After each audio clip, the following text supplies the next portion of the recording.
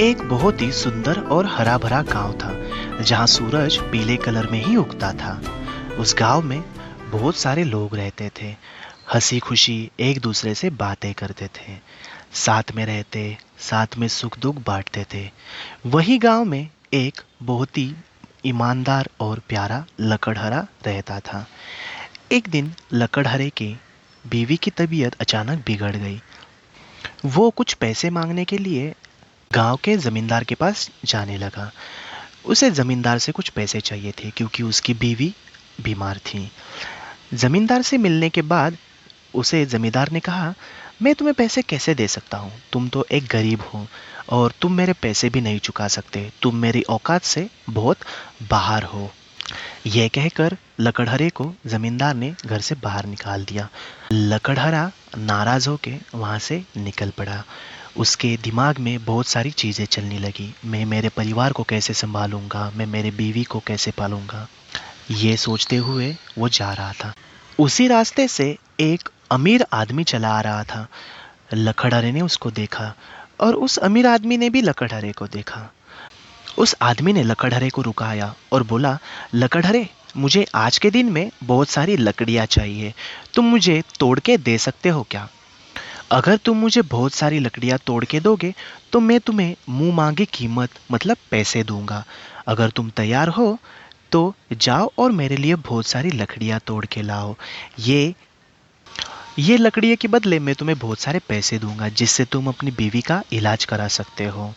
ये सुनकर लकड़हरा खुश हो गया और लकड़हरा लकड़ियां तोड़ने के लिए निकल पड़ा। लकड़हरा चलते चलते बहुत सारे पेड़ पौधे ढूंढने लगा।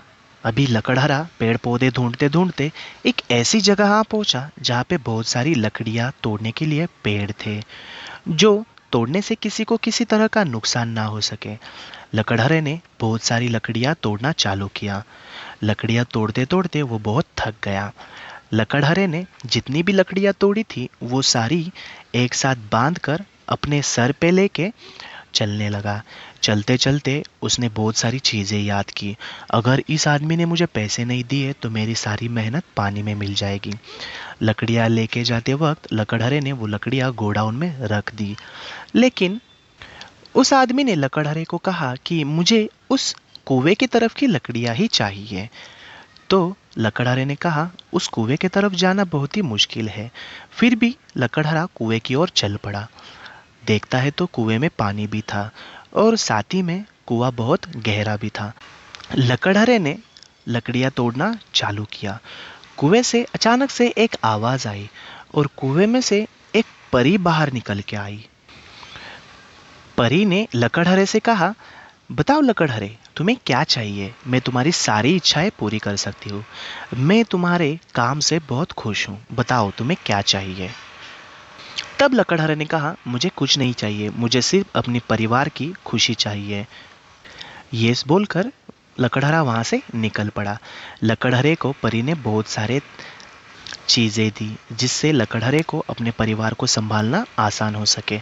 लकड़हरा वो चीजें लेके निकल पड़ा और साथ ही में लकड़हरे को जिन्होंने काम दिया था उस आदमी ने भी बहुत सारी चीजें उन्हें दी जिससे लकड़हरे का परिवार और अच्छे से चल सकता था। लकड़हरा चलते चलते घर निकल पड़ा। उसने खाना खाते वक्त अपनी पत्नी को जो भी चीज़ें हुई सारी चीज़ें बताना चालू किया कि ज़मींदार ने उसे कैसे घर से बाहर गरीब बोल के निकाल दिया था, कैसे एक आदमी उसे मिला और कैसे उस आदमी ने उन्हें बताया कि ये काम करने से मैं तुम्हें मुंह मांगी कीमत दे सकूंगा। खाना खाते वक्त उन्होंने चाव से ये चीज़ें सुनी। खाना खाते वक्त लकड़हरे की पत्नी ने भी बहुत सारी चीज़ें आजमाई और कहा, अगर आज आप नहीं होते तो मैं कैसे रहती, और आप मेरा बहुत ख्याल रखते हो।